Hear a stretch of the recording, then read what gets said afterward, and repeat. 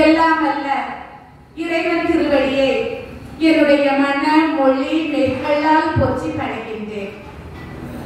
சிவனோடு ஒக்கும் தெய்வம் தேடினும் இல்லை, அவனோடு ஒப்பார் யாரும் இல்லை.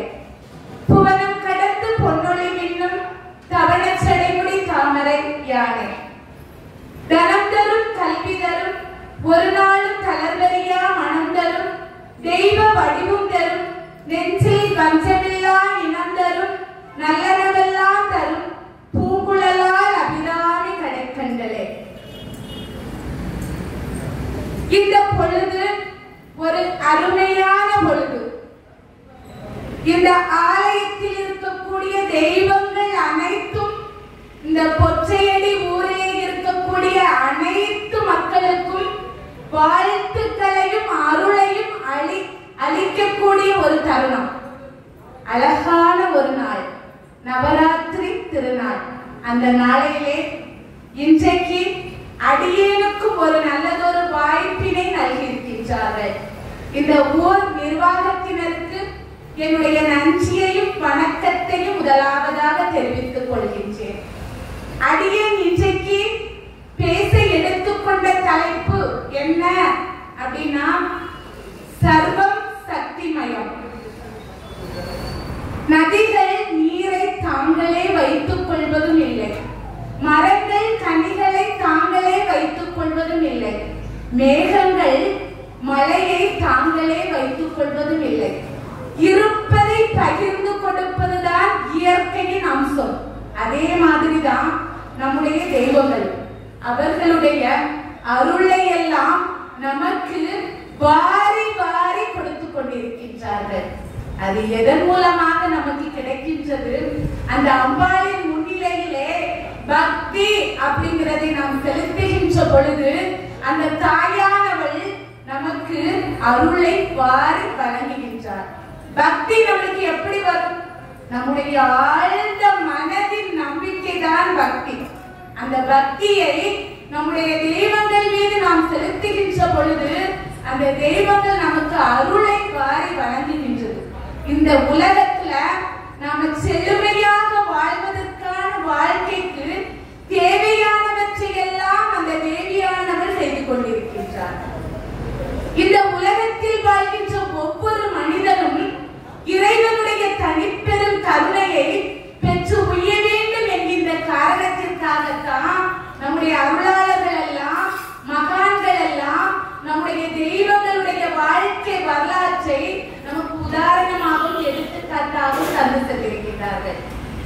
சிவம் இல்லையே சக்தி இல்லை அப்படின்னு நம்ம தெரிஞ்சுக்கிற ஒரு விஷயம் தான். எல்லாருமே நம்முடைய சமூகத்தில் சொல்லக்கூடிய ஒரு வார்த்தை, சிவம் இல்லையே சக்தி இல்லை. அந்த பிராண கதைகளை எல்லாம் நாம் தெரிந்திருக்க வேண்டும். ஒரு சமயம் கைலாயத்திலே நம்முடைய பார்வதி தேவியானவள் நம்முடைய எம்பெருமான் சிவபெருமானுடைய அருகிலே அமர்ந்திருக்கின்றார். அப்போது அங்கே இருக்கக்கூடிய தெய்வங்கள் எல்லாம் என்ன செய்வாங்கன்னா, எம்பெருமானையும் பார்வதி தேவியையும் வணங்குவது வழக்கம். அனைத்து தெய்வங்களும் நம்முடைய பிரம்மா முதல் விஷ்ணு முதல் எல்லோருமே வணங்குகின்றார்கள். பார்வதி தேவியும் சிவபெருமானையும் சேர்த்துதான் வணங்குகின்றார்கள். முனிவர்கள் போகின்றார்கள். முனிவர்களில் பிருந்து முனிவர் அப்படின்னு ஒருத்தர், அவர் பரத்தை மட்டும் வணங்கக்கூடியவர். பார்வதி தேவியை வணங்கக்கூடியவர் கிடையாது, பரத்தை மட்டும் வணங்கக்கூடியவர். அதனால என்ன பண்றாரு, எம்பெருமான் சிவபெருமானை வணங்குவதற்காக போகின்றார். போனா சிவபெருமானை மட்டும் வணங்குகின்றார். பார்வதி தேவியார் பார்த்தார், ஒண்ணுமே தோணல. பார்த்தார் இந்த நாராயணர் பார்த்தார். பார்வதி தேவியிடத்திலே சொல்லாததெல்லாம் சொல்லி கொடுத்து விட்டார். அவருடைய வேலையே அதான. அப்போதுதான் தேவி பார்க்கின்றார், என்னடா நம்மளை வணங்காமல் பிருந்து முனிவர் சிவத்தை மட்டும் வணங்கி விட்டு சென்று விட்டாரேன்னு ரொம்ப கோபம். அடுத்த நாள் ஆகின்றது. பூதகணங்கள் எல்லாம் நம்முடைய பெருமான் சிவபெருமானை வந்து வணங்குகின்றார்கள். பிரம்மா வந்து வணங்குகின்றார், விஷ்ணு வந்து வணங்குகின்றார், நம்முடைய லட்சுமி தேவியார் வந்து வணங்குகின்றார், நம்முடைய சரஸ்வதி தேவியார் வந்து வணங்குகின்றார். எல்லோரும் வணங்குகின்றார்கள். ஆனா இந்த வணங்கக்கூடிய சமயத்திலே பூதகணங்கள் எல்லாம் வாத்தியங்களை அப்படியே ஒலிக்கின்றார்கள். அந்த வாத்தியங்கள் ஒலிக்கும் போது கரடி சத்தம் போடுவது போன்ற ஒரு காட்சி அங்கே நிலவுமா. அந்த திரு கைலாயமே நடு நடுங்கியதான். பார்வதி தேவியார் பார்த்துட்டு ஒரு நடுக்கம் அப்படின்னு பார்த்தாங்க.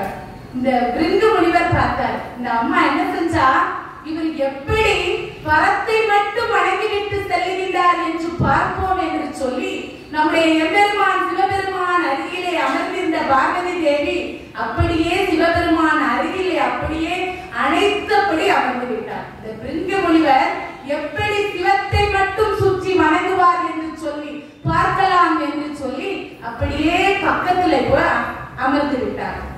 இந்த பிருங்கு முனிவர் பார்க்கின்றார், வண்டு ரூபம் எடுக்கின்றார். வண்டு ரூபம் எடுத்து சிவத்தை வணங்குவதற்காக போறார். நம்முடைய அம்பிகையின் இடுப்பானது எப்படி இருக்கின்றது, அப்படியே வளைந்து நெளிந்து. அதை அருணகிரிநாதர் மிகவும் அழகாக பாடியிருக்கிறார். ரணகி ரணமட மகிழ்ருக மதப்புல கிதப்புல முளையில நீர் தாண்டி முடங்கிய நூல் போன்ற மருங்கினல் அப்படின்னு அருணகிரிநாதர் மிகவும் அருமையாக பாடியிருக்கின்றார். நம்முடைய பார்வதி தேவியாருடைய இடையின் வடிவத்தை பாடியிருக்கின்றார். இந்த பிருங்கு முனிவர் பார்க்கிறார். பார்த்தவர் என்ன செஞ்சாரு அப்படின்னா, அந்த இடையோடு நுழைந்து பரத்தை மட்டும் 3 முறை வலம் வந்து வணங்குகின்றார். பார்த்தா பார்வதி தேவியானவள் ரொம்ப கோபம் வந்துச்சு. கோபம் வந்த உடனே அப்படியே அவரை என்ன சொல்லி சாபம் விடுகின்றார். இந்த சக்தி இல்லை என்று சொன்னால் இந்த உலகத்திலே இருக்க முடியுமா என்று சொல்லி சாபம் விடுகின்றார் பார்வதி தேவியானவள்.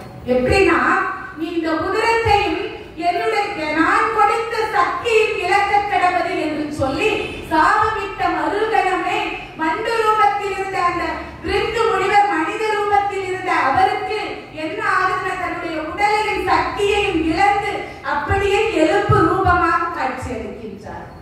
பார்க்கிறாரு, அப்படியே கிடுகிடுன்னு எலும்பு கூட எப்படி இருக்கும் தெரியதாக செய்யும்.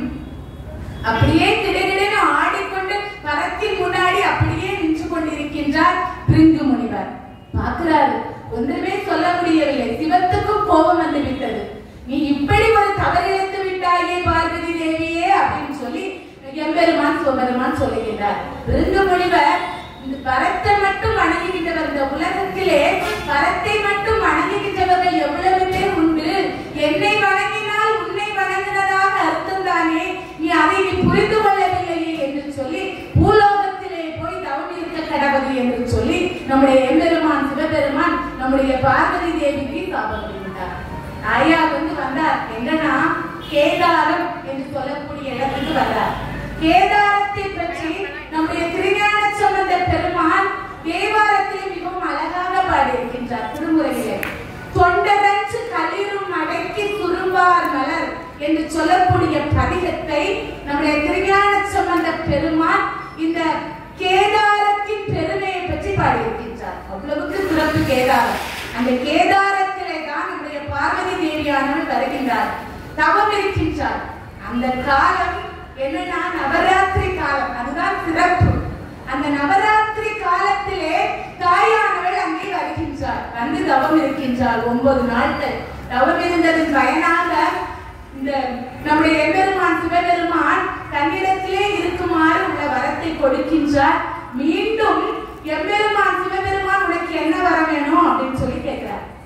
கேட்ட மறுகணமே, சிவமில்லையே சக்தி இல்லை, சக்தி இல்லையே சிவமில்லை, உங்களில் பாதியை எனக்கு தர வேண்டும் சுவாமி என்று சொல்லி நம்முடைய பார்வதி தேவியானவள் கொடுக்கின்றார். இந்த பிருங்கு முனிவர் எலும்பு கூடாகி ஒரு கையிலே ஒரு ஊற்று போல மூட்டிக்கொண்டு அப்படியே நிற்கின்றார். அப்படியே இவர் வந்து பரத்தை மட்டும் வணங்கக்கூடியவர் அல்லவா, நீ இவ்வாறு செய்யலாமா என்று சொல்லி கேட்டு சமாதானமாகி நம்முடைய எம்பெருமான் சிவபெருமான் தன்னில் பாதியை பார்வதி தேவியாருக்கு கொடுக்கின்றார். அவ்வளவுக்கு சிறப்பு மிக்க இருக்கின்றதுதான் இந்த பார்வதி தேவிக்கு நம்முடைய சிவத்தின் பாதி கிடைத்த பிராணம். அது மட்டும் அல்லாது இன்னொரு விஷயமே இருக்கிறது. நம்முடைய பார்வதி தேவியானவள் காளியாக இருந்து கௌரியானவள். அதாவது நல்ல ஒரு அழகான மேனி கொண்ட நம்முடைய பார்வதி தேவியானவள் தும்பன் நிசும்பன் என்று சொல்லக்கூடிய அசுரனை அழிப்பதற்காக கைலாயத்திலே இருந்து காளியாக வருகின்றார். இந்த சும்பன் நிசும்பன் என்று சொல்லக்கூடிய இந்த அசுரர்கள் 33 கோடி தேவர்களை எல்லாம் கொடுமைப்படுத்திக் கொண்டிருந்தார்கள். அவர்களை காப்பதற்காக வருகின்றால் நம்முடைய பார்வதி தேவியானவள். இந்த 2 பேரும் அழித்துவிட்டு இவருக்கு தளபதியாக இருந்த சண்டி முண்டி என்று சொல்லக்கூடிய அசுரரை அழிக்கின்றார். சண்டி என்பவரை அழித்து சண்டியாகவும் முண்டி என்பவரை அழித்து சாமுண்டியாகவும் நம்முடைய பார்வதி தேவியார் காட்சியளிக்கிறார். அவ்வளவுக்கு சிறப்பு. இன்னும் பாத்தீங்கன்னா நம்முடைய திருக்கடையூர் என்று சொல்லக்கூடிய ஒரு திருத்தலத்தை நீங்க கேள்விப்பட்டிருப்பீங்க. எல்லாருக்குமே தெரியும். மார்க்கண்டேயன் என்று சொன்னாலே நம்ம எல்லாருக்குமே தெரிஞ்சவர். என்றும் 16 என்பதை பெற்றவர். இந்த மார்க்கண்டேயர் அவர் இந்த காலம் அவருடைய உயிரை எடுக்க வருகின்ற பொழுது நம்முடைய எம்பெருமான் சிவபெருமான் காலனையும் அழித்து கால சங்கார மூர்த்தியாக அந்த திருக்கடையூரிலே காட்சியளிக்கின்றார். அத்தகைய சிறப்புக்குரிய திருத்தலத்திலே ஒரு நடந்த நிகழ்வு என்ன அப்படின்னா, அமிர்தலிங்க பட்டர் என்று சொல்லக்கூடிய ஒரு பட்டர் இருந்தார். அந்த பட்டருடைய மகன் சுப்பிரமணியன். அவனுக்கு தேவியுடைய எல்லா உபவாசியமும் சொல்லிக் கொடுத்திருந்தார். ஸ்ரீ வித்யா உபவாசம் சொல்லிக் கொடுத்திருந்தார். பஞ்சாங்கம் பார்ப்பதற்கு சொல்லிக் கொடுத்திருந்தார். நல்ல அறிவாளி. சாஸ்திரங்கள் எல்லாம் பார்ப்பான். ஜாதகம் பார்க்க தெரியும். கோயில்களில் பொதுவாக ஒரு நிகழ்வு நடக்க வேண்டும் என்று சொன்னால் பஞ்சாங்கம் பார்ப்பது மிக முக்கியமான ஒரு விஷயம். எல்லா கோயில்களிலுமே அந்த திதியை பார்த்து சொல்லக்கூடியவர்கள் அங்கே இருப்பார்கள். அப்படித்தான் இந்த சுப்பிரமணியனும் அந்த அமிர்தகடேஸ்வரர் என்று சொல்லக்கூடிய ஆலயத்திலே இவரும் இருக்கிறார். அமிர்தலிங்க பட்டருக்கு துணையாகவும் அங்கே பஞ்சாங்கம் பார்த்து சொல்லக்கூடியவராகவும் இருக்கின்றார். பஞ்சாங்கம் பார்த்து சொல்லிவிட்டு அவர் அன்றுள்ள கடமைகளை எல்லாம் முடித்துவிட்டு என்ன செய்வார்னா, அம்பாளுடைய சன்னதிக்கு போவார். அம்பாளுடைய சன்னதியிலே போய் அமர்ந்து இருந்துவிட்டு அப்படியே தியானம் செய்வாராம். தியானம் செய்தால் அம்பாள் அவருக்குள்ளே சென்று விடுவாளாம். அவ்வளவுக்கு சிறப்பு. அப்படியே ஆழ்ந்து அப்படியே வணங்கி கொண்டிருப்பாராம். அந்த சமயம்தான் அன்னைக்கு அமாவாசை. அந்த சமயம்தான் 2ஆம் சரபோஜி மன்னர் என்று சொல்லக்கூடியவர் பித்ருக்கரை கொடுப்பதற்காக காவேரி ஆற்றங்கரைக்கு வருகின்றார். தன்னுடைய மனைவியோடு வந்தார். அந்த ஆற்றங்கரையிலே போய் பித்ருக்கடன் கொடுத்து விட்டு அமிர்தகடேஸ்வரரை வணங்க வேண்டும் என்று சொல்லி கோயிலுக்கு வந்தார். கோயிலுக்கு வந்தா கோயிலை சுற்றி வலம் வர்றார். எல்லோரும் ராஜா வந்து விட்டார் என்று சொல்லி அப்படியே ராஜா ராஜா ராஜா வாழ்க ராஜா வாழ்க சொல்லி அவருக்கு பின்னாடியே அப்படியே போகின்றார்கள். இவர் சுத்தி வந்து எம்பெருமான் சிவபெருமானை வணங்கி விட்டு அம்பாளை வணங்குவதற்காக வருகின்றார். அம்பாள் முன்னாடி உட்கார்ந்துட்டார். ராஜா வர்றது கூட தெரியல. அவர் பாட்டுக்கு அம்பாளை வணங்கி கொண்டு அப்படியே ஆழ்ந்த தியானத்தில் இருக்கின்றார். ஆழ்ந்த தியானத்தில்னா அம்பாள் அவருடைய மனதிலே அப்படி ஜோதி ரூபமாக காட்சியளிப்பார். அவ்வளவுக்கு அப்படி பிரகாசமாக இருப்பார். அவர் அப்படியே ராஜா வருவது கூட தெரியவில்லை. அவர் அப்படியே இருக்கிறார். இருந்தா எல்லோரும் ராஜாவிடம் அவரை பற்றி தப்பாக சொல்லிக் கொடுக்கின்றார்கள். வேண்டாதவர்கள் யாராவது இருப்பார்கள் அல்லவா? நல்லது செய்யக்கூடிய இடத்திலே கண்டிப்பாக வேண்டாதவர்கள் 4 பேராக இருப்பார்கள். இறுதி எதையாவது யார்த்தையாவது சொன்னாதான் அவர்களுக்கு மன நிறைவு அடையும்.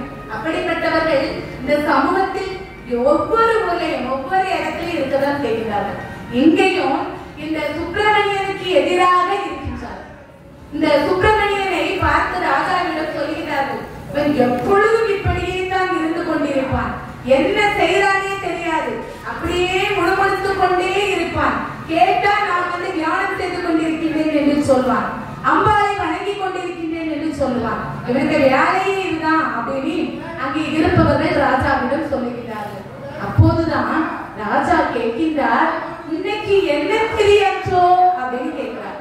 இவன் உடனே என்ன சொல்றான் சுப்பிரமணியன், இன்னைக்கு பௌர்ணமி திதி என்றோ அப்படின்னு சொல்றேன். பௌர்ணமி திதியா? இப்பதான் அமாவாசைக்கு புத்திரகடன் கொடுத்துட்டு வரேன், இவங்க என்ன பௌர்ணமி திதி என்று சொல்லுகிறார்? உண்மைதான், இவனுக்கு பஞ்சாங்கம் பார்க்க தெரியாது, ஒன்றும் பார்க்க தெரியாது என்று ராஜா முடிவு கட்டு சாயந்திரத்துக்குள் பௌர்ணமியா அமாவாசையா என்று இவர் சொல்லவில்லை என்று சொன்னால் இவரை குழி தோண்டி பலகை மேலே வைத்து 100 கயிறுகளால் கட்டி அதிலே வைத்து கீழே தீயை போட்டு அவரை அந்த தீக்குள்ளே தள்ளிவிட வேண்டும் என்று சொல்லிவிட்டு ராஜா போய்விட்டார். அங்கே 4 பேர் நல்லவங்க இருப்பாங்கல்ல, அவங்க பாக்குறாங்க, அடடா நல்ல பிள்ளையாச்சே சுப்பிரமணியே, இப்படி செய்து விட்டாரே ராஜா. எல்லோரும் சொல்லி பார்க்கின்றார்கள், சுப்பிரமணியன மாதிரி ஒரு பிள்ளை கிடையாது, நல்ல பிள்ளை, சாத்திர சாக்கியங்கள் எல்லாம் மிக சிறப்பாக செய்யக்கூடியவன், அவனுக்கு எல்லா விஷயமும் தெரியும், நீங்க இப்படி பண்ணிட்டீங்களே ராஜான்னு நிறைய பேர் சத்தமா சொல்லி பார்க்கிறாங்க. ராஜா காதுல எடுப்பதாக இல்லை, அவர் போய்விட்டார். சாயந்திரம் ஆகுது. அந்த சமூகத்தில் இருக்கக்கூடிய எல்லாருக்கும் இந்த விஷயமானது தெரிகின்றது.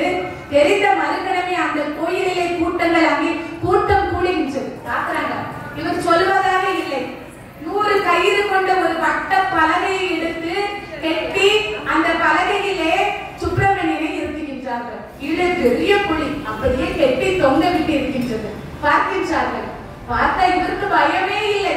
பயமே இல்லாமல் அவர் என்ன பாடிக்கொண்டிருந்தார் என்று சொன்னால் அபிராமி அந்தாதியை பாடிக்கொண்டிருந்தார். அபிராமி அந்தாதியை அப்படியே அம்பிகையை நினைத்து அப்படியே பாடிக்கொண்டிருக்கின்றார்.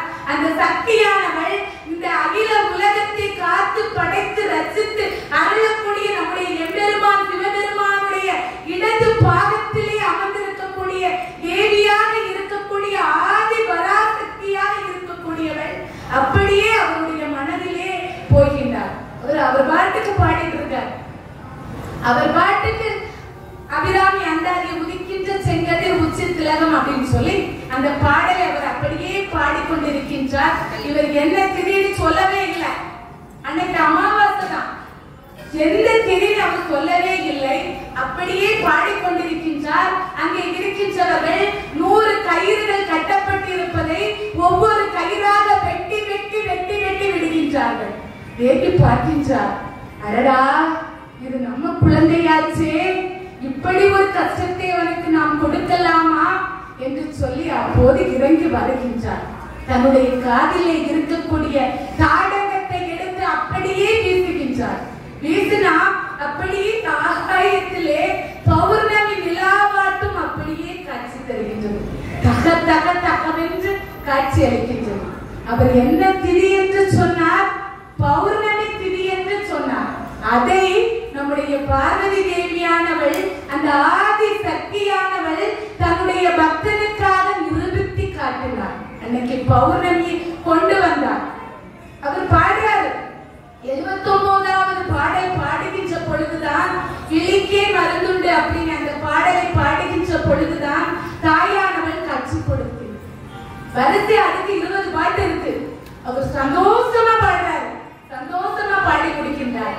அன்று முதல் அந்த அபிராமி அந்தாதியை பாடிய அபிராமி பட்டர் என்று அவர் அழைக்கப்பட்டார். எவ்வளவு சிறப்பு பாருங்க. நம்ம பாடுறோம் அபிராமி அந்தாதியை, நம்ம கோயில வந்து பாடுறோம். எத்தனை பேருக்கு தெரியும்? யார் பாடினாங்க தெரியாது. அவருடைய வரலாறு யாருக்கு தெரியும்? தெரியாது.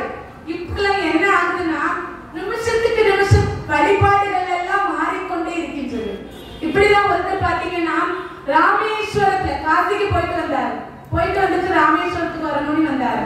அவருக்கு கடல்ல குளிக்கிறதுக்கு ரொம்ப பயம். என்ன செஞ்சாரு? 250 ரூபாய்க்கு ஒரு சொம்ப வாங்கினார். அந்த சொம்ப வாங்கி கடல்ல போய் தண்ணிய வச்சு குவாரி குளிச்சுட்டு என்ன பண்ணாரு? அந்த கோயில போய் சாமி கும்பிடணும். இந்த 250 ரூபாய்க்கு வாங்கிருக்காரு சொம்பு. அதை அண்ணாத்துக்கு வச்சுட்டு போனா யாராவது எடுத்துட்டு போயிருவாங்க. என்ன பண்றதுக்கு என்ன பண்ணாருன்னா அந்த கோயிலுக்கு பக்கத்துல ஒரு குழிய தோண்டினார். குழிய தோண்டி அந்த சொம்ப அதுக்குள்ள வச்சாரு. வச்சுட்டு என்ன பண்ணாரு? மூடிட்டு ஒரு ஈக்க சொல்லி வச்சார், ஒரு கம்பு குச்சி சொல்லி வச்சார். என்னன்னா வர்றபோது லாபம் தெரியணும்ல எடுக்கிறதுக்கு. அதனால அவர் வச்சுட்டு உள்ள போய் சாமி கும்பிட்டு கும்பிட போயிட்டாரு. இது பக்கத்துல இருந்த ஒருத்தர் பார்த்துச்சார். பார்த்தவர் என்ன நினைச்சாருன்னா இப்படி இந்த சாமியை கும்பிடணும் போல இருக்கு. சொப்பு வாங்கி உருப்படணும் போலுக்கு. அடடா நம்மளுக்கு இவ்வளவு நாள் ஆச்சு தெரியாம போயிட்டே என்று சொல்லி அவர் என்ன செஞ்சாரு, இவர் 250 ரூபாய்க்கு வாங்கினாரு, அவர் 300 ரூபாய்க்கு ஒரு சொம்ப வாங்கினாரு. சொம்ப வாங்கி குழிய தோண்டி உள்ள வச்சு பொதி மூடிட்டு ஒரு குச்சியை இவரை நாக்கி வச்சு சாமி குண்ட வச்சாரு. பாருங்க நம்முடைய கலாச்சாரம் எப்படி இருக்கின்றது. இப்படியெல்லாம் இருக்கக்கூடாது. நம்மளுக்கு ஒரு வழிபாடை ஏற்படுத்தி இருக்கின்றார். இவர் சாமி குண்ட போனவர் உள்ள போனார். உள்ள பிச்சு வெளியே வந்து பார்க்கிறாரு, ஒரு 200 குச்சி இருக்கு. பாருங்க 200 குச்சி இருக்கு. எந்த குச்சி தரோடதுன்னு தெரியல. பாக்குறாரு, அடடா நம்ம சும்மாங்களா குச்சி நாட்டி வச்சுட்டு போனோம், இது நம்ம சொன்னது எப்படி கண்டுபிடிக்கிறதுன்னு அவருக்கு ஒரே குழப்பம். இப்படிதான் இருக்கின்றார். நம்முடைய வழிபாடானது இப்படிதான் இருக்கின்றது. ஒவ்வொரு நாளைக்கும் ஒவ்வொரு விதமாக நம்முடைய வழிபாட்டை மாற்றிக் கொண்டிருக்கின்றோம். கண்டிப்பாக நம்முடைய வழிபாடானது மாறாது. நம்ம புராணங்களிலே தெளிவாக சொல்லி சென்றிருக்கின்றார்கள். நாம் எப்படியெல்லாம் இறைவனை வழிபட வேண்டும் என்பதை நமக்கு தந்து சென்றிருக்கிறார்கள் நம்முடைய மகான்கள். அவ்வளவுக்கு சிறப்புகள் எல்லாம் இருக்கின்றது. என்று பாத்தீங்கன்னா இந்த லலிதா சகஸ்ரநாமம் நம்ம இப்பதான் படிச்சாங்க, நம்ம பார்வையா ரொம்ப அழகா இருந்து கேட்கறதுக்கு. அந்த லலிதா சகஸ்ரநாமத்தை 8 தேவிகள் எழுதியிருக்கின்றார்கள். அதற்கு ஒருத்தர் விளக்க உரை எழுதியிருக்காரு. யாருக்காவது தெரியுமா? யாருக்காவது தெரியுமா? சமஸ்கிருதத்துல எழுதியிருக்காரு. அதற்கு ஒருத்தர் நல்ல நம்மளுக்கு தெரியுது அந்த லலிதா சகஸ்ரநாமத்தை பற்றி விளக்க உரை எழுதியிருக்கிறார். யாரு அப்படின்னு பாத்தீங்கன்னா பாஸ்கரராயர். பாஸ்கரராயர் என்று சொல்லக்கூடியவர் விளக்க உரை மிக அழகாக எழுதியிருக்கின்றார். அந்த லலிதா சகஸ்ரநாமத்துக்கு விளக்க உரை எழுத வேண்டும் என்று ஆதிசங்கரருக்கு ஆசை. ஆதிசங்கரர் தெரிஞ்சிருக்கோம். ஆதிசங்கருக்கு ரொம்ப ஆசையா நம்முடைய தேவி பார்வதி தேவியானவர் பார்க்கின்றார். ஏற்கனவே நியமித்து விட்டார். பாஸ்கரராயர் தான் இந்த லலிதா சகஸ்ரநாமத்துக்கு விளக்க உரை எழுத வேண்டும் என்று சொல்லி நம்முடைய தேவியானவர் நிர்ணயித்து விட்டார். பார்க்கிறார், தேவி பார்க்கிறார், அந்த ஆதிசங்கரத்திலே நீ விஷ்ணு சகஸ்ரநாமத்துக்கு எழுதுங்கள் என்று சொல்லி ஒரு முறை எடுத்துக் கொடுக்கின்றார். இந்த லலிதா சகஸ்ரநாமத்துக்கு நம்முடைய பாஸ்கரராயர் விளக்க உரை எழுதியிருக்கின்றார். இந்த பாஸ்கரராயர் மிகவும் எளிமையானவர். எங்க வேணாலும் போவார். அவர் பாட்டுக்கு தேசாந்திரமா கோயில் கோயிலா சென்று வழிபடக்கூடியவர். அந்த காலத்திலே புலவர்களுக்கெல்லாம் ஒரு மரியாதை உண்டு. நம்முடைய மன்னர்கள் எல்லாம் என்ன செய்வார்கள் என்று சொன்னால் அவர்களுக்கு இடங்களை கொடுத்து அங்கேயே பக்கத்திலே தங்க வைப்பார்கள். அப்படி இவரையும் தங்க வைத்திருக்கின்றார். அப்போது இவருக்கும் நிறைய எதிரிகள் வருகின்றார்கள். எங்கோ இருந்து இங்கே வந்து நம்மளுடைய பீடத்தை எல்லாம் நம்மளுடைய இடத்தை எல்லாம் பிடித்து விட்டானே என்று சொல்லி பாஸ்கரராயர் மீது கோபம் வருகின்றது. கோபம் வந்தா பார்க்கிறாரு, அங்கே இருக்கவர்கள் எல்லாம் இவரை சண்டைக்கு இழுக்கின்றார்கள். சண்டைக்கு இழுத்தா அங்கே குங்குமானந்தர் என்று சொல்லக்கூடிய ஒரு பக்தர், நம்முடைய அம்பாளுடைய பக்தர் தான். அந்த பக்தர் எப்படின்னா வீட்டிலிருந்து அவர் கோயிலுக்கு செல்லும் போது நெற்றி நிறைய விபூதி பூசி விட்டு செல்வாராம். எவ்வளவுக்கு ஒரு அற்புதம் என்று நாம் தெரிந்து கொள்ள வேண்டும். போய் அம்பாளை வணங்குவாராம். வணங்குகின்ற பொழுது அப்படியே ஆழ்ந்து அம்பாளை வணங்கி கொண்டிருக்கின்ற பொழுது அந்த திருநீரானது குங்குமமாக மாறும். எவ்வளவு சிறப்பு பாருங்க, எவ்வளவு பக்தி அப்படிங்கறத நாம் தெரிந்து கொள்ள வேண்டும். நாமும் அம்பாளை வணங்குகின்றோம். இன்னைக்கு இப்ப திருவிழாக்கு பூஜைக்கெல்லாம் வந்துட்டு இருக்காங்க, சிறப்பு. இந்த அம்பாளை வணங்குகின்றோம், ஆழ்ந்த மனதோடு வணங்க வேண்டும். இந்த குங்குமானந்தர் ஆழ்ந்த மனதோடு தான் வணங்குகின்றார். இந்த நாராயண பட்டர் என்று சொல்லக்கூடியவர் பாஸ்கரராயரிடத்திலே ரொம்ப கோபம். ரொம்ப கோபம்னா இவர் நம்மளுடைய இடத்தை பிடித்து விட்டார் என்று சொல்லி ரொம்ப கோபப்பட்டார்.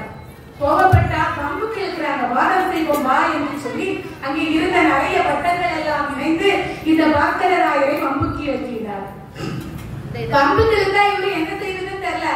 அந்த குங்குமானந்தர் அந்த நாராயண பட்டர் இடத்திலே சொல்றாரு, அம்புக்கு இழுக்காத, அவர் அம்பிகையின் பரிபூர்ணமான ஆசி பெற்றவர். அவரை நீர் பம்புக்கு இழுத்தால் நீர்தான் பாதிக்கப்படுவீர் என்று எச்சரிக்கின்றார். ஆனா யாருமே கேட்பதா இல்ல. எப்படியாவது வாதத்துக்கு இழுத்து அவரை அப்படியே தள்ளிவிட வேண்டும் என்று நினைக்கின்றார். நினைத்தாங்க. வாதமானது தொடர்கின்றது. தொடர்ந்தா பாக்குறாங்க, குங்குமானந்தர் ஒரு பக்கம், நாராயண பட்டர் பக்கத்திலே இருக்கக்கூடிய நிறைய பட்டர்கள், அதற்கு பிறகு நம்முடைய பாஸ்கரராயர் எல்லாரும் இருக்கிறாங்க. வாதமானது தொடர்கின்றது. இந்த பாஸ்கரராயருடைய தோள்களிலே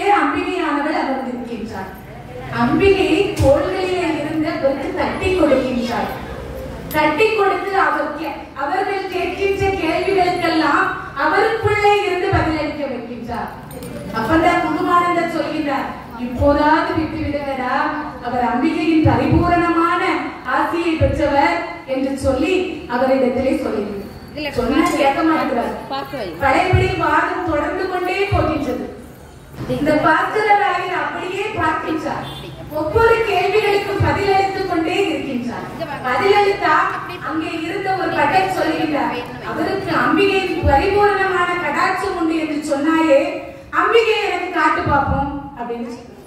அப்பதான் அந்த குங்குமானந்தர் பாஸ்கரராயரிடத்திலே சொல்லுகிறார், அவருக்கு அம்பிகையை நீ காட்ட வேண்டும் என்று சொல்லுகிறார் என்று சொன்னவுடன் அந்த நீர், அம்பிகைக்கு அபிஷேகம் பண்ண நீரை எடுத்து அந்த பட்டருடைய கண்களிலே தெளிக்கின்றார். தெளித்த மறுகணமே அம்பிகையானவள் பாஸ்கரராயருடைய தோள்களிலே இருந்து தட்டி கொடுப்பது தெரிகின்றது. பார்க்கிறார், அதிர்ந்து போய்விட்டார். அடடா, உண்மைதான், அவர் தோள்களிலே இருந்து தட்டி கொடுத்து கொண்டிருக்கின்றாரே என்று சொல்லி அவர் அப்படியே ஒதுங்கி வருகின்றார்.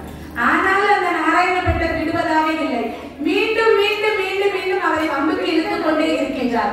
கேட்ட கேள்விக்கே எத்தனை நேரம் பதில் சொல்வது, தெரியாத ஒன்றை கேளும் என்று சொல்லி சொல்லுகின்றார். போதுதான் லலிதா சகஸ்ரநாமத்திலே வரக்கூடிய சதுர்த்தி கோடி யோகினி என்று சொல்லக்கூடிய ஒரு வார்த்தைக்கு பொருளை, அது என்ன, அதற்கான விளக்கத்தை சொல்லும் அப்படின்னு சொல்லுங்க.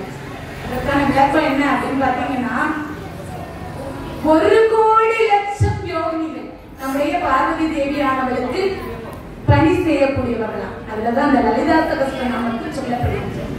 அந்த 1,00,00,000 யோகினிகளுக்கு பாஸ்கரராயர் அந்த யோகினிகளுடைய நட்சத்திரம், பெயர், குணம் எல்லாத்தையும் அப்படியே சொல்லிக்கொண்டே இருக்கின்றாராம். நம்மளால ஒரு 10 பேர் சொல்ல முடியுமா? எத்தனை பேருக்கு 63 நாயன்மார்களுடைய திருப்பெயர்கள் தெரியும்? ஆழ்வார்களுடைய திருப்பெயர்கள் எத்தனை பேருக்கு தெரியும்? நம்ம சாமி நான் கொலை வச்சிருக்காங்க நவராத்திரி, அதுல இருக்கக்கூடிய தெய்வங்களுடைய திருப்பெயர்கள் எத்தனை பேருக்கு தெரியும்? தெரியாது. நம்முடைய சமூகங்கள் அப்படிதான் இருக்கு. ஏன்னா சொற்பொழிவெல்லாம் கேட்க வர மாட்டாங்க. கேட்க வராம வீட்டுல இருந்தே கேட்டுட்டு இருக்காங்கன்னு நினைக்கிறேன் நிறைய பேர். நான் நிறைய பேர் வருவாங்கன்னு நினைச்சேன். ஏற்கனவே ஒரு வாட்டி வந்து பேசிட்டு போனதுனால கண்டிப்பா நிறைய பேர் வருவாங்கன்னு எதிர்பார்த்தேன். ஆனாலும் கொஞ்சம் பேர் வந்திருக்காங்க, அது வரைக்கும் சந்தோஷம். இந்த பாஸ்கரராயருக்கு தன்னுடைய தோள்களிலே இருந்து தேவியானவள் தட்டி கொடுத்து அந்த 60,00,00,000 யோகினிகளுடைய குணம், பெயர், நட்சத்திரம் அனைத்தையும் சொல்ல வைக்கின்றார். அப்போ இவருடைய பக்தி எவ்வளவு சிறப்பானதாக இருந்திருக்கும். நம்முடைய பார்வதி தேவியானவள் அவருக்குள்ளே எப்படி ஒரு சக்தியை கொடுத்திருக்கின்றார் என்பதை நாம் தெரிந்து கொள்ள வேண்டும். 3 தேவிகள் இந்த நவராத்திரியிலே 3 தேவியை நாம் வந்து வணங்குகின்றோம். யாரெல்லாம் தெரியுமா? இச்சாசக்தி, கிரியாசக்தி, ஞானசக்தி. பார்வதி தேவி, லட்சுமி தேவி, சரஸ்வதி தேவி. இந்த 3 பேரை பாவித்துதான் நாம வணங்குகின்றோம். இந்த 3 பேரில் இச்சாசக்தியை பற்றி நான் சொல்றேன். நம்முடைய லட்சுமி தேவி. லட்சுமி தேவியை பிடிக்காதவர்கள் யாராவது உண்டா? பக்கத்து வீட்டுக்காரி ஒரு செயின் வாங்கியிருப்பா, ரொம்ப அழகா, நல்லா அழகா இருக்கும். அவ காட்டியிருக்க மாட்டா, சொந்தக்காரியா இருந்தாலும் காட்டியிருக்க மாட்டா. அவ அடுத்த திருவிழா வரும்போது போட்டுட்டு வருவா. பக்கத்துல இருக்கவங்க சொல்லுவா, எடியே நீ பாத்தியா, நம்மகிட்ட கூட சொல்லலாம், எத்தனை நாள் பார்த்து பேசிட்டு இருந்தோம், ஆரம் வாங்கியிருக்கா பேரு, 10 பவுன் இருக்கும் போலுக்கு, என்ன ஒரு அழகு, பட்டு கூட புதுசாதான் கட்டியிருக்கா, என்ன ஒரு அழகு அப்படின்பா. கோயில் கொடையில பார்த்தா அம்மாவை விட அவதான் நிறைய நகையை போட்டுட்டு இருப்பா. அப்படிதான் இருக்கின்றது நம்முடைய சமூகம்.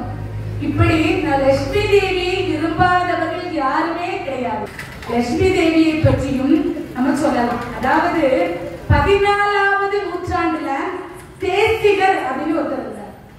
துப்புல் என்று சொல்லக்கூடிய ஆந்திர பிரதேசத்துக்காரு துப்புல் என்று சொல்லக்கூடிய ஒரு ஊர்ல அவர் இருக்கிறார். ரொம்ப லட்சுமி தேவியை பற்றி அவருக்கு ரொம்ப பிடிக்கும். தேவிக்கு வந்து ஸ்ரீ துதி என்று சொல்லக்கூடிய ஒரு பாடலை பாடியிருக்கார். அந்த ஸ்ரீ துதி தான் நம்முடைய திருப்பதி ஏழுமலையான் அந்த கோவில், நம்ம கோவிலே திருப்பதியிலே தினமும் போடுவாங்க. அதனாலதான் அந்த உண்டியலானது நிறைந்து வழுவுகின்றதாம். இன்னைக்கு எல்லாரும் போய் அந்த ஸ்ரீ துதி என்ன அப்படின்னு பார்த்து யூடியூப்ல இருந்து எடுத்து டவுன்லோட் பண்ணி நாளைக்கு காலையில இருந்து நம்ம அதை போடுறோம்.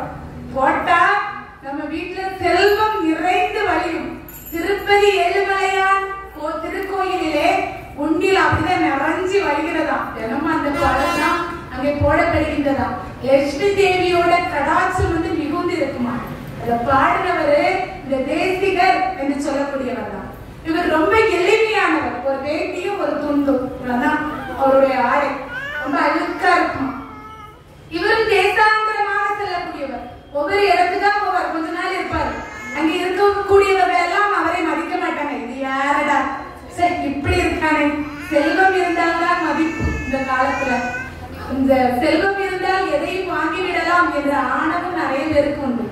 அப்படித்தான் இந்த இவர் வருகின்ற ஒரு ஊரிலே இருக்குது. பாவப்பட்டவன் இவனை எப்படி மதிப்பது என்று சொல்லி அப்படியே அவரை ஒதுக்கி வைத்து விடுகின்றார்கள். அப்பதான் ஒரு யாசகர் ஒருவர் வந்து வருகின்றார். அந்த யாசகர் அந்த வழியா வந்து அங்கே பார்க்கின்றார். அங்கே இருக்க கூட்டமா ஒரு கூட்டம் இருக்கிறது. எப்பவுமே அப்படிதான். ஊருக்கு ஒரு பாத்தீங்கன்னா ஒரு கூட்டம் இருக்கும். முன்னாடி எல்லாம் பாத்தீங்கன்னா நான்லாம் சின்ன பிள்ளையா இருக்கும்போது அப்படியே ஒரு துண்டு அப்படி ஒரு மதில் இருக்கும்.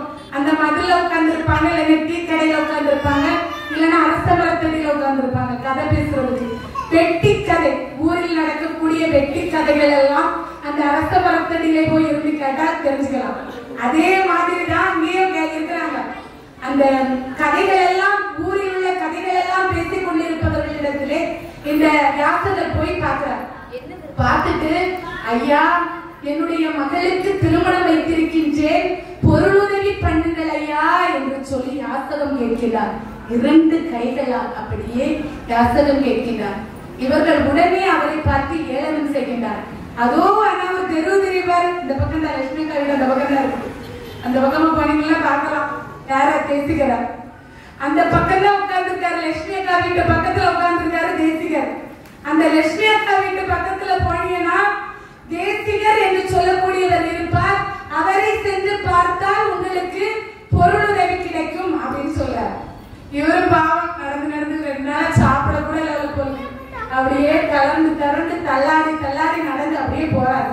போனா அந்த தேசிகரை பார்க்கின்றார். கண்ணை விரித்து பார்க்கவில்லை. அவர் எந்த நிலைமையில் இருக்கின்றார் என்று பார்க்கவில்லை. சாட்சாங்கம் அவருடைய கால்களிலே விழுந்து விட்டார். விழுந்து அப்படியே எழும்பும் போதுதான் அவர் பார்க்கிறார். ஒரு துண்டு, ஒரு வேஷ்டி அவர் தான் போட்டிருக்காரு. அவர் எளிமையானவர் என்று தெரியவில்லை. பார்க்க மறுகிழமை என்ன பண்றாருன்னா, ஐயா என்னுடைய பிள்ளைக்கு திருமணம் வச்சிருக்கேன், எப்படியாவது பொருளுதவி வழங்க வேண்டும் ஐயா என்று சொல்லி வழங்கி இருக்கிறார். இவர் பார்க்கிறாரு. யார் சொன்னா அப்படின்னு சொல்றாரு. அந்த மதில் பக்கத்துல நிறைய பேர் உட்கார்ந்து இருக்காங்க. அவங்கதான் சொல்லி அனுப்புனாங்க. எப்படியாவது எனக்கு பொருளுதவி தந்தால்தான் என்னுடைய பிள்ளையோட திருமணத்தை நான் நல்லபடியாக முடித்து வைக்க முடியும். ஆகவே நீங்கள் எனக்கு பொருளுதவி பண்ணுங்கள் ஐயா என்று 2 கையும் கூப்பி அப்படியே வணங்கி நிற்கின்றார். அப்படியே பார்க்கிறார். நம்மளுடைய விரோதிகளுடைய வேலைதான் என்று சொல்லி அப்படியே காஞ்சிபுரத்தில் இருக்கக்கூடிய வரதராஜர் என்று சொல்லக்கூடிய ஆலயத்துக்குள்ள இதெல்லாம் உண்மையாக நடந்த ஒரு விஷயங்கள். நான் கதை சொல்லுகின்றேன் என்று நீங்கள் நினைக்க வேண்டாம். நம்முடைய புராணத்திலே இருக்கக்கூடிய கதைகள் நடந்த ஒரு கதை. அப்படியே வரதராஜருடைய ஆலயத்துக்குள்ளே சென்று நம்முடைய லட்சுமி தேவி சன்னதியிலே போய் அப்படியே வணங்கி நிற்கின்றார். ஸ்ரீ துதி என்று சொல்லக்கூடிய அந்த பாடலை பாடுகின்றார். பாடின உடனே அம்பிகை பார்க்கிறார். அடடா நம்ம பிள்ளை வந்திருக்கானே, அவனுக்காக வரவில்லை, மாற்றானுக்காக வந்திருக்கின்றானே, அவனுக்கு நாம் உதவி செய்ய வேண்டுமே என்று சொல்லி அம்பிகையானவள் அப்படியே தங்க மழையை பொழிகின்றார். அந்த ஸ்ரீ துதியை பாடுகின்ற பொழுது தங்க மழை அங்கே பொழிகின்றது. பார்க்கின்றார். இந்த விஷயமானது அந்த எல்லோருக்கும் தெரிகின்றது. அந்த ஊரில் இருக்கக்கூடிய அனைவருக்கும் தெரிகின்றது. ஓடிந்து பார்க்கின்றார்கள். தேசிகருடைய அருமை பெருமைகள் எல்லாம் அங்கே இருக்கக்கூடியவர்களுக்கு தெரிகின்றது. பார்க்கிறார். பார்த்தா அப்படியே அவரையும் வணங்கி நிற்கின்றார்கள். இந்த யாசகர் பார்க்கின்றார். அங்க நிறைய பொண்ணு பொருள் உழுந்து கிடக்குன்னு அவரையும் எடுத்தாரு. இப்ப நம்ம உடனும் அடிச்சு பரண்டு அடடா எப்படி ஒருத்தருக்கு மேல ஒருத்தர் வந்து தங்க காசு கிடைக்கினா விடுமா? நம்மளாம் கலியுகத்துல இருந்து கொண்டிருக்கின்றோம். அதனால நம்ம அப்படித்தான் இருப்போம். அந்த பொற்காசுகளை எடுப்பதற்காக நாம் சண்டைகிட்டு தான் கொள்வோம். ஆனா அங்க யாருமே வரல. இந்த யாசகர் மட்டும்தான் தனக்கு தேவையான பொருளை எடுத்துக் கொள்கின்றார். இந்த தேசிகர் வந்து அப்படியே கையை கட்டி அப்படியே இருக்கிறார். அவர் ஒன்றுமே எடுக்கவில்லை. பார்த்து கொண்டே இருக்கின்றார். அம்பிகையை ரசித்துக் கொண்டே இருக்கின்றார். தாயானவள் அவரை ரசித்துக் கொண்டிருக்கின்றார். அப்போ அங்கு இருக்கின்றவர் பார்க்கிறார்கள், இவ்வளவு பொற்காசுகள் விழுந்து கிடைக்கின்றதே, அதில் ஒன்று கூட எடுக்கவில்லையே என்று ஆச்சரியமாக பார்க்கின்றனர். இன்னும் பார்த்தீங்கன்னா ஆதிசங்கருடைய வரலாற்றை நாம் தெரிந்து கொள்ள வேண்டும். அப்படித்தான் ஒவ்வொரு மகான்குள்ளே இருந்து சக்திகள் நம்மளுக்கு பலவிதமான ரூபத்தில் வழிபாடுகளை நமக்கு விட்டு சென்றிருக்கிறார்கள். அந்த சொம்புக்கிற மாதிரி கிடையாது, ஒரு நாளைக்கு ஒரு வழிபாடு கிடையாது.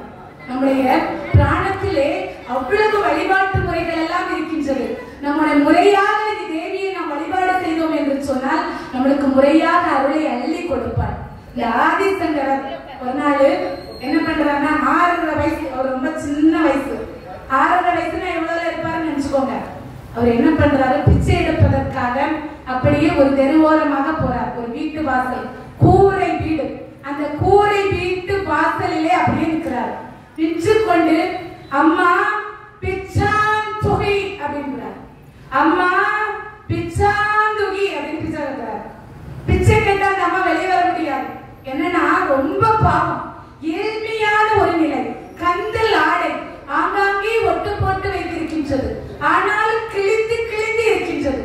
அந்த ஆடையோடு வந்து அவள் வந்து பிச்சை இட முடியாது. பார்க்கிறார், அந்த வீட்டிலே ஒன்றுமே இல்லை, அவருக்கு பிச்சை இடுவதற்கும் ஒன்று இல்லை. ஓடி போய் பார்க்கிறார், அங்கே ஒரு நெல்லிக்கனி, வாடிய ஒரு நெல்லிக்கனி இருக்கின்றது.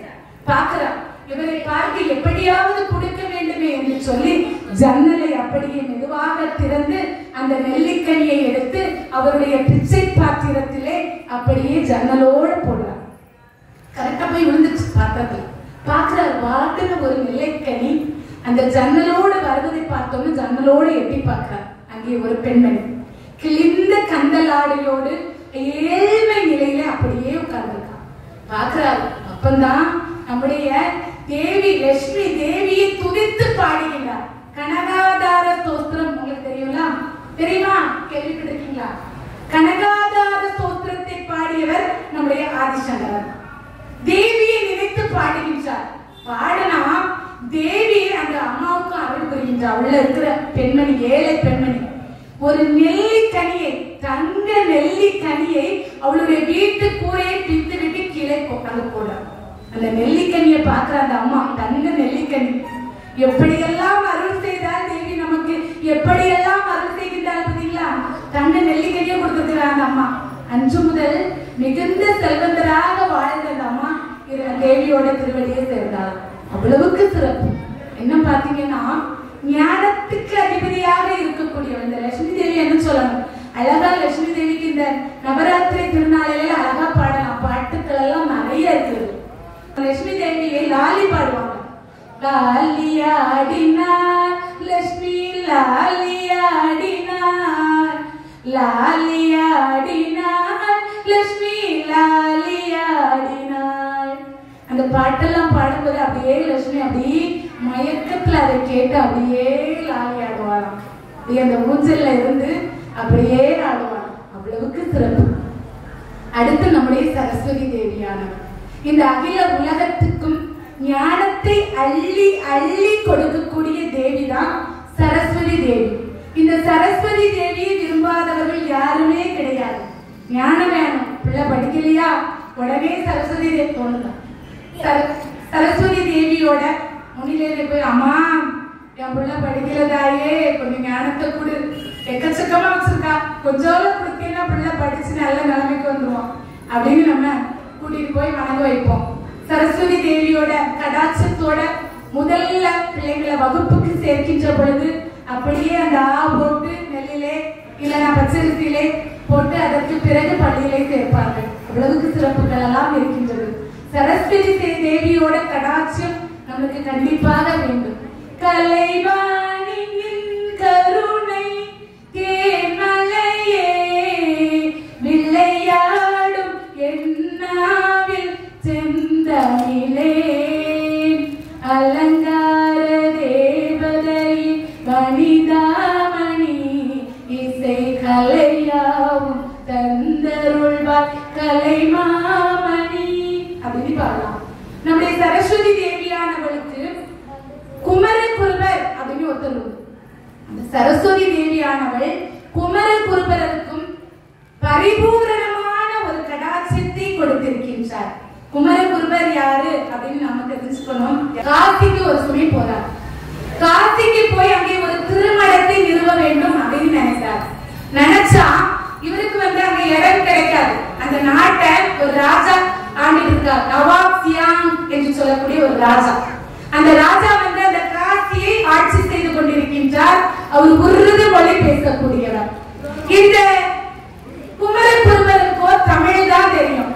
இவர் அவரிடத்திலே போய் உருது மொழி பேசி அங்கே நிறுவக்கூடிய மடத்துக்கு அந்த இடத்தை கேட்க வேண்டும் பார்க்கிறாரு. அப்பதான் நம்முடைய சரஸ்வதி தேவியை அப்படியே நினைத்து அவர் உருகி வேண்டிக் கொள்கின்றார். ஒரு இந்த மடத்தை நிறுவி உன்னுடைய புகழையெல்லாம் பரப்ப வேண்டும் என்று நான் நினைத்தேன். அதற்கு ஒரு இடம் எனக்கு தேவை. அதற்கு இடமில்லை.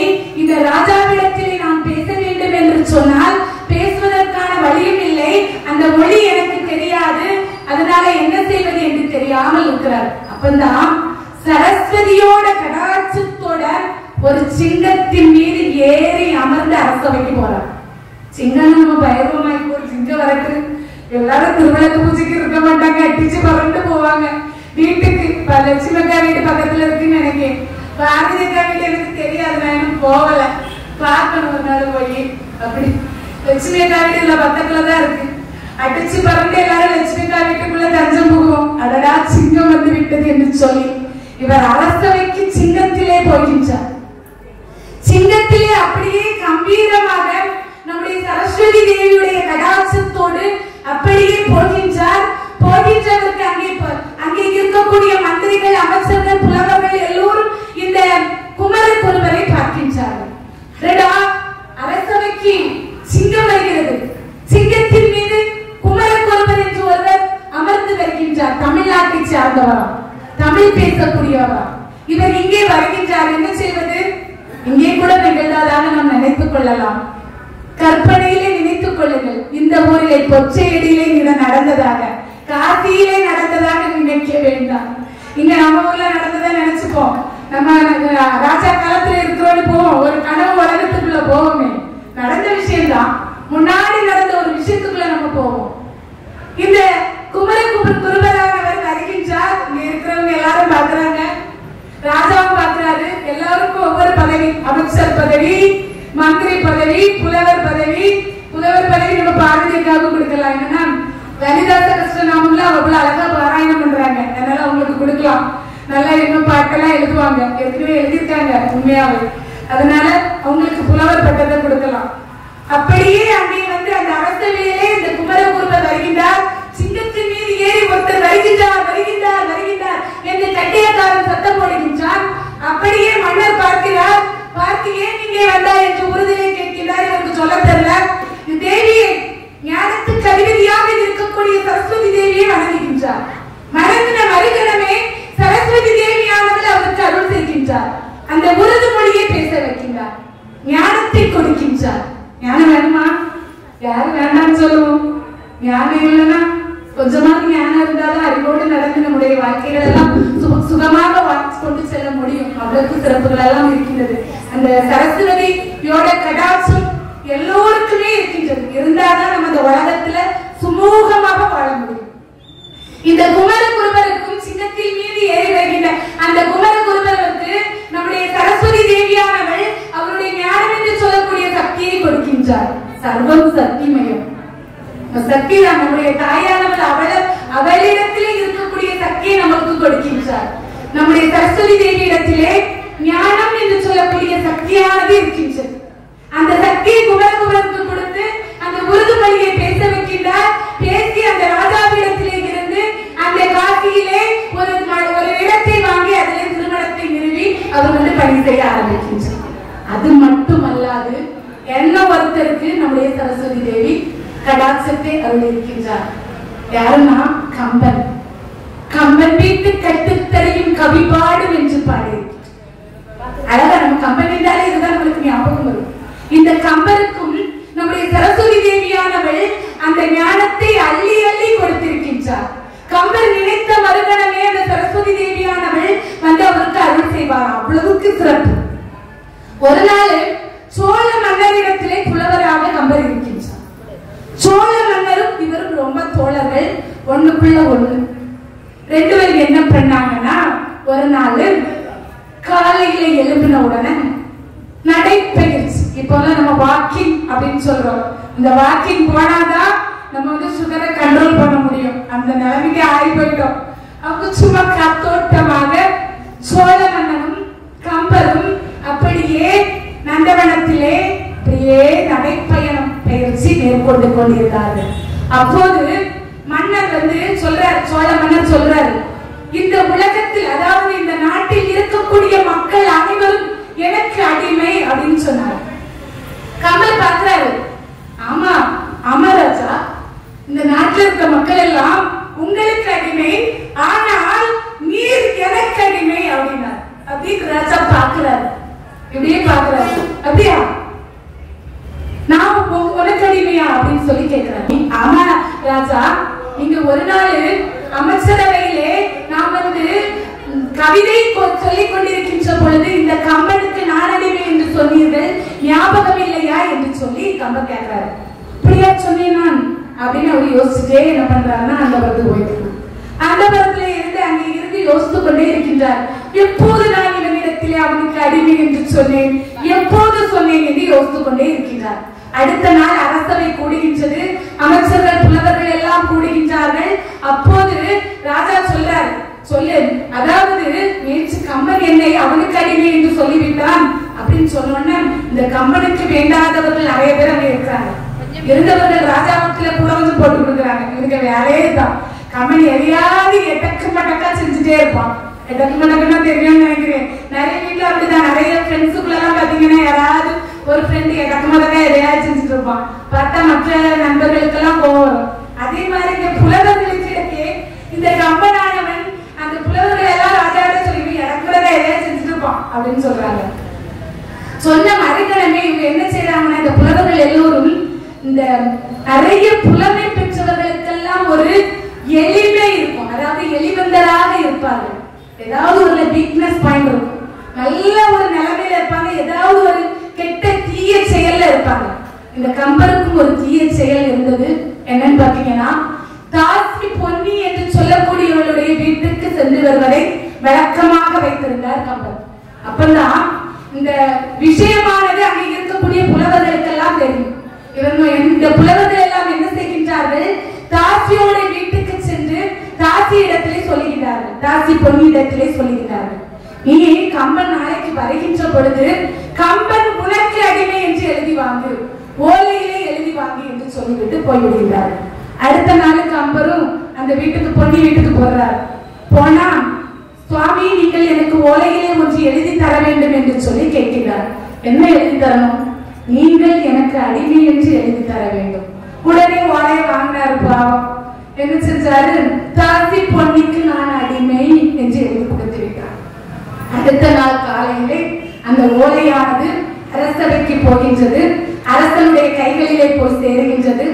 அரசர் பார்த்துட்டு கம்பரை அழைக்கின்றார், அழைத்து கேட்கின்றார், இது என்ன தாங்கும், தாசி பொன்னிக்கு நீ அடிமை என்று எழுதி கொடுத்திருக்கின்றார், இதற்கு நீர் என்ன வாக்குவாதம் செய்ய போகின்றீர் என்று சொல்லி மன்னர் கேட்கின்றார். அப்பதான் கம்பர் கவியில் சிறந்தவர் ஆயிற்று, அதை எப்படி சமாளிக்கின்றார். ஆமா நான் எழுதி கொடுத்தேன், ஒத்துக்கொள்கின்றார். ஆமா நான் எழுதி கொடுத்தேன்.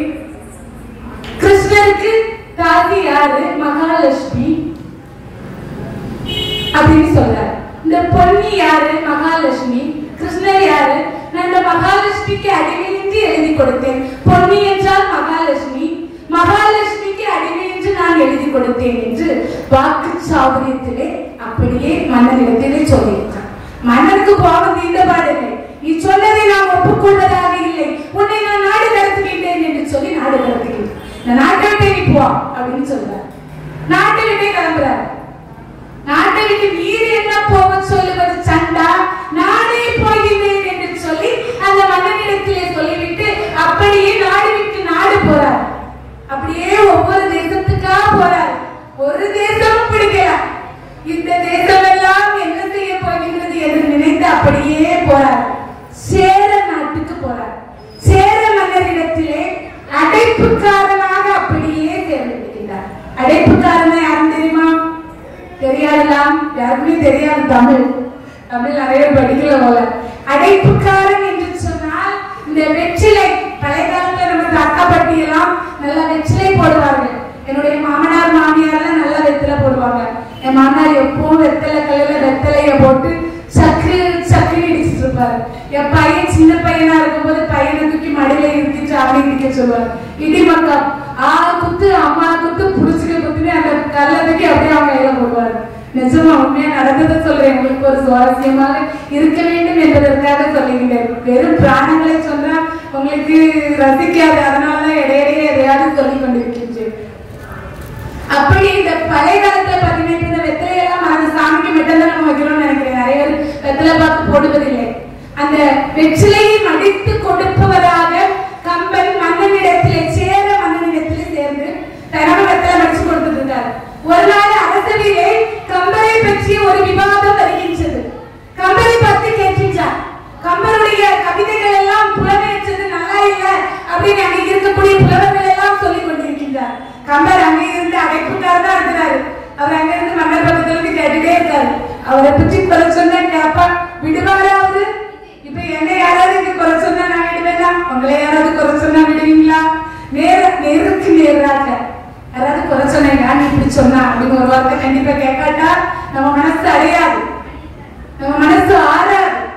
இந்த புலவர்கள் அனைவரும் கம்பரை குறை சொல்லிக் கொண்டிருக்கின்றார்கள். அவர்கள் எழுதிய கவிதைகள் எல்லாம் பிழை இருப்பதாக சொல்லி அப்படியே விவாதித்துக் கொண்டே இருக்கின்றார்கள்.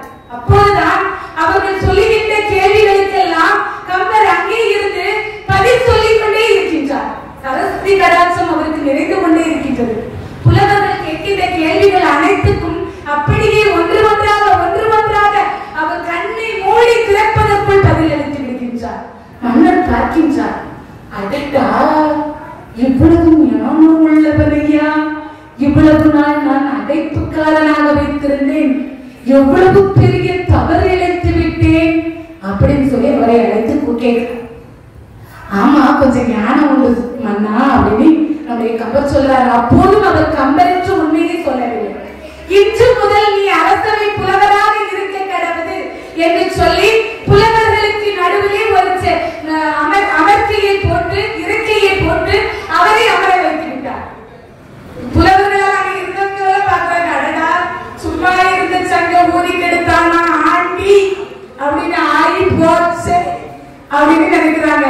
சும்மா இருந்தவங்க கிட்ட கேட்ட கேள்விக்கெல்லாம் பதில சொல்லி இப்ப அவன் புலவர் என்கின்ற பட்டத்திலே அமர்ந்திருக்கின்றானே என்று சொல்லி அங்க இருந்த புலவர்களுக்கு எல்லாம் போவனா என்ன பண்றாங்கன்னா அந்த புலவர்கள் அனைவரும் ஒன்றிணைந்து ஒரு நாவிதரை கலைக்கின்றார்கள். நாவிதர் தெரியுமா? யாருக்காது தெரியுமாப்பா? நாவிதர் முடி திருத்தக்கூடிய வேலையை செய்பவர் தான் நாவிதர். அந்த நாவிதரை அழைக்கின்றார். நாவிதரை அழைத்து இந்த அடைப்புக்காரன் உன்னுடைய அண்ணன் என்று நீ அரசவையிலே நாளை வந்து சொல்ல வேண்டும் என்று சொல்லுகிறார். அவரு என்ன செய்தார்? அடுத்த நாள் காலையில அரசவைக்கு வர்றார். அரசவையில வந்து கம்பரை பார்த்து, அண்ணா, சிறு வயதில் காணாமல் போனியே அண்ணா, உன்னை பார்ப்பதற்காக நான் ஓடோடி வந்தேன் அண்ணா, எத்தனை நாள் உன்னை நான் தேடினேன் தெரியுமா அப்படின்னு ஓடி போய் கட்டி பிடிச்சோம். கட்டி பிடிச்சோன்னே ஏதோ ஒரு சூழ்ச்சி என்று நம்முடைய கம்பருக்கு தெரிந்து விட்டது. அடே தம்பி, உன்னை நான் இவ்வளவு நாளாக தேடிக்கொண்டிருந்தேன் தம்பி என்று அவரும் கட்டி அணைத்து நாவிதருடன் அவருடைய வீட்டுக்கு சென்று விட்டார். நாவிதர் வந்து மன்னர்களுக்கெல்லாம் சவரம் செய்வதற்காக தங்க பொட்டி வைத்திருப்பார்களாம். மற்றவர்களுக்கெல்லாம் வேறு விதமான பொட்டி வைத்திருப்பார்களாம். அந்த தங்க பொட்டியை எடுத்துக்கொண்டு அடுத்த நாள் மன்னருக்கு வந்து சவரம் செய்வதற்காக கிளம்புகிறார். அப்பதான் கம்பர் யோசிக்கின்றார். தம்பி, எப்போதும் நீதானடா மன்னருக்கு சவரம் செய்கின்றாய், அப்படி இன்று நான் மன்னருக்கு நானே சவரம் செய்கின்றேன் என்று சொல்லி இந்த தங்க பொட்டியை வாங்கிட்டு அப்படியே நடந்து வந்துட்டு இருக்கார். அப்பதான் சரஸ்வதி தேவியை நினைக்கின்றார். சரஸ்வதி தேவியை நினைத்த மறுகணமே சரஸ்வதி தேவியானவள் அங்கே வந்து இந்த கம்பருக்கு காட்சி கொடுக்கின்றார். காட்சி கொடுத்து என்ன வேண்டும் என்று கேட்கின்றார். கேட்டு அந்த தேவியானவளிடத்தில் எனக்கு ஒரு சலங்கையை தர வேண்டும் என்று சொல்லி கேட்கிறார். சலங்கையை தர வேண்டும் என்று சொல்லி கேட்டவுடனே மறுகணமே சரஸ்வதி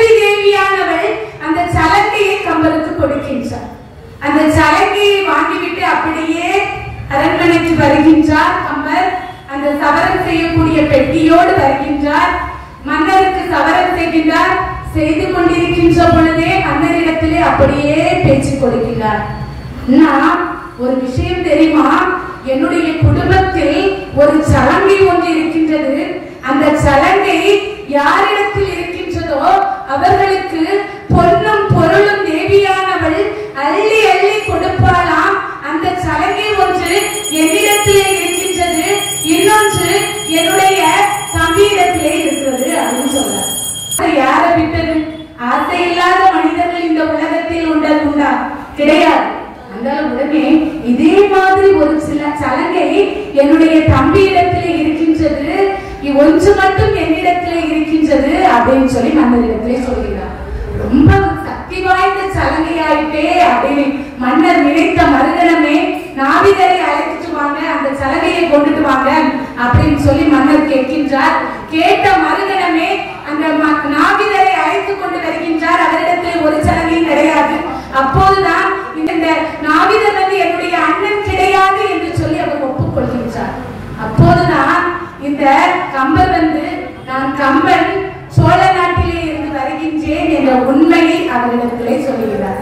கம்பன் எவ்வளவு பெரிய கவிப்புலமை பெற்றவர் அந்த சேர மன்னனுக்கு தெரிகின்றது. இத்தனை நாள் உன்னை நான் அடைப்புக்காரனாகவும் நாவிதனாகவும் வைத்திருந்தது கம்பரையா, கவிப்புலவர் கம்பரையா நான் வைத்திருந்தேன் என்று சொல்லி அவரிடத்திலே மன்னிப்பு கேட்கின்றார். ஒரு சிறப்பு பார்த்துடுங்க, என்னன்னா இந்த விஷயம் எல்லாம் சோழ மன்னனுக்கு தெரிகின்றது. சோழ மன்னனுக்கு தெரிந்த மறுகணமே அங்கே இருந்து ஆள் அனுப்புகின்றார். கம்பனை நம்ம நாட்டுக்கு அழைச்சிட்டு வாங்க அப்படின்னு சொல்லி அங்க போய் எல்லா விஷயத்தையும் சொல்லியாச்சு. கம்பருக்கு தனி ஒரு பல்லக்கு. சேர மன்னன் கம்பருக்கு அடைப்புக்காரனாக அந்த பல்லக்கின் கீழே பல்லக்கு தூக்குபவர்களோடு நடந்து வந்தார். எவ்வளவு பெரிய தவறிழைத்தேன் புலவருக்கு என்று சொல்லி அவருக்கு வெத்தலையை மடித்து கொடுத்தார். இங்கே வருகின்றார். சோழ மன்னனிடத்திலே தஞ்சம் புகுகிறார் புலவர். அவ்வளவுக்கு கம்பனுடைய சிறப்புகளாக இருக்கின்றது. கம்பன் என்றாலே நமக்கு ஞாபகம் வருவது கம்பன் வீட்டு கட்டுத்தரையும் கவிபாடும் என்பதுதான். நம்முடைய தேவிகள் வந்து இந்த நவராத்திரி திருவிழாவிலே அழகான ஒரு நாள், முதல் நாளிலே எனக்கு பேச வாய்ப்பு கொடுத்திருக்கின்றார்கள். மிகவும் சிறப்பான ஒரு விஷயம். இந்த நவராத்திரி திருவிழாவிலே நம்முடைய தேவி வந்து 3 சக்தியாக இருந்து அருள்பாலித்துக் கொண்டிருக்கின்றார்கள். இச்சாசக்தி, கிரியாசக்தி, ஞான சக்தியாக இருந்து அருள்பாலித்துக் கொண்டிருக்கின்றார்கள். நவராத்திரியின் சிறப்பு அப்படின்னு பாத்தீங்கன்னா, நவராத்திரி விரதம் இருந்து தேவியை நாம் வணங்கணும்னா தேவி நமக்கு எல்லா விதமான நன்மைகளை வழங்குவாளாம். அது மட்டுமல்லாது நம்ம லட்சுமி தேவியை வணங்குகின்ற பொழுது லட்சுமி தேவி நமக்கு பலவிதமான அருள்களை எல்லாம் அள்ளி அள்ளி கொடுப்பாளாம். இந்த லட்சுமி தேவி எங்கெல்லாம் தங்கி இருக்கின்றார் என்று சொன்னால், சுத்தமான இடத்தில், சுத்தமான வீட்டில், கணவன் மனைவி சண்டை போடாத இடத்தில், அது மட்டுமல்லாது குடும்பத்திலே எப்பொழுதும் மகிழ்ச்சி பொங்கக்கூடிய இடத்தில் தான் நம்முடைய லட்சுமி தேவியானவள் நிறைந்திருப்பார். சண்டை சச்சரவின்றி இருக்கக்கூடிய இடத்திலே நம்முடைய லட்சுமி தேவி நிறைந்து இருக்க மாட்டாள். நம்முடைய தேவிகள் அத்தனை பேரும் அப்படித்தான். நம்முடைய குடும்பத்திலே நல்ல ஒரு நிலையிலே நாம் தேவியை வீடை எப்போ ரொம்ப சுத்தமா வச்சுக்கணும். சில வீட்டுல நம்ம பாத்தீங்கன்னா பாத்திரம் அப்பபாடு குவிஞ்சு கிடக்கும். ராத்திரி எல்லாம் பாத்திரத்தை வந்து அப்படியே குவிச்சு போடக்கூடாது. நல்ல தொலைக்கி நீட்டா வச்சு கொஞ்சமா எண்ணெய் எடுத்து அன்னபூரணிக்கு ஒரு கப்பில் இட்டு அப்படியே ஒதுக்கி வைத்து விட்டு மீதி இருக்கும் சாதங்களை எல்லாம் மிகுந்த ஒரு நல்ல பாத்திரத்தில் எடுத்து வைத்து அந்த பாத்திரங்களை எல்லாம் மிக அழகாக கழுவி அப்படியே வைக்க வேண்டுமா. அந்த இடத்திலே லட்சுமி வாசம் செய்வாளாம். அந்த அன்னத்திலே வாசம் செய்வாளாம். கொஞ்சமாவது அன்னம் வந்து இரவு நம்முடைய வீட்டிலே இருக்க வேண்டுமா.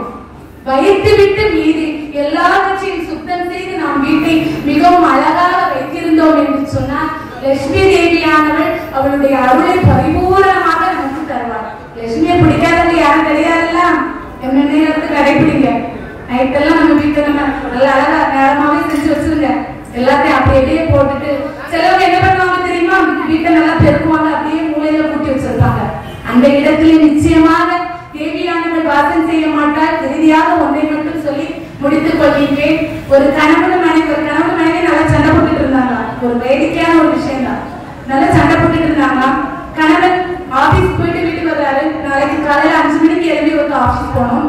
அப்போ தன்னுடைய மனைவியிடத்துல சண்டை. என்ன பண்றாருன்னா, இந்த பேப்பர்ல ஒரு தாளியை எழுதி நாளைக்கு காலை 5 மணிக்கு என்னை எழுப்பி விடவும் என்று சொல்லி தலையணைக்கு கீழே வைத்து விட்டு அப்படியே அவர் தூங்க தள்ளி விடுகின்றார். இந்த அம்மா எடுத்து பார்க்கிறா. அவர் காலை 5 மணிக்கு எழுப்பி என்ன பண்ணாங்கன்னா, காலை 5 மணி ஆகிவிட்டது, எழுந்து தலைவாணி பெட்டியில வச்சுட்டார். இவரு 7 மணி அவரு குளிக்கல. 7 மணிக்கு குளிச்சு பார்த்தாரு. நான் என்ன சொன்னேன், காலையிலே 5 மணிக்கு எழுப்பி நாம எழுதி வச்சிருந்தோம்ல, என்ன காலையில எழுப்பினியா, உங்க தலைவாணிக்கு கீழே பாருங்க. அவரு எடுத்து பார்க்கிறாரு. 5 மணி ஆகிவிட்டது, எழுந்து ஆபீஸுக்கு போகணும்னு எழுதி வச்சிருக்காரு. அப்படியே இருக்கின்றது. அப்படிப்பட்ட வீட்டில் தேவியானவள் வாசம் செய்ய மாட்டார்.